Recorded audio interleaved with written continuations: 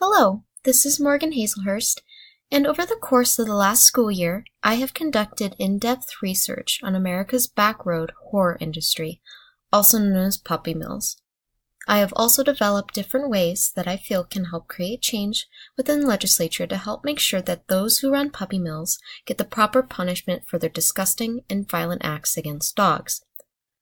Through my research, I have found out how atrocious these corporations are, something that I could barely even fathom before I started this project.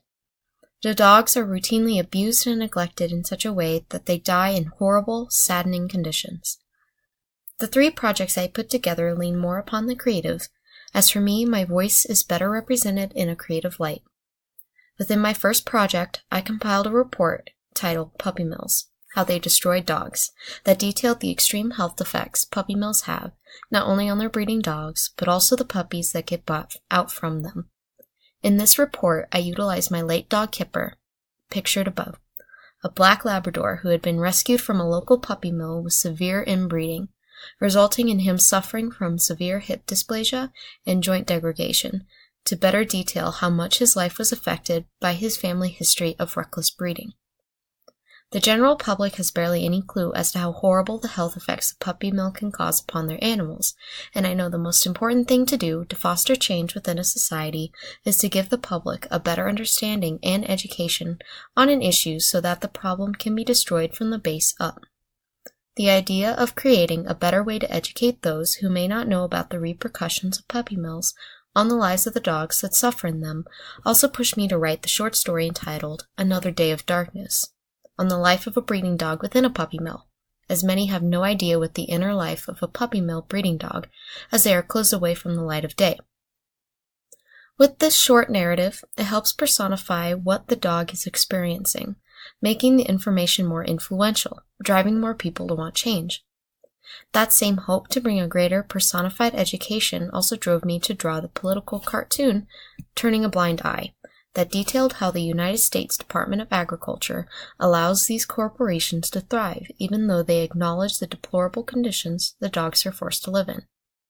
Many have no idea what goes on behind closed doors, and many do not want to know about it, as society has an ingrained philosophy of, if I don't see it, it's not there.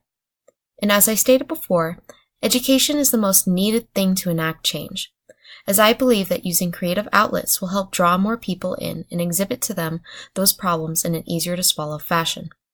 This allows more people to fully comprehend what is going on in simpler terms, and give them the drive to ask more questions and do research that shows them how flawed the government handles puppy mills, how they routinely fail to protect dogs all around the country. To start a drive towards social reform and change, there must be a foundation, and I believe that through my work, I am helping build that structure,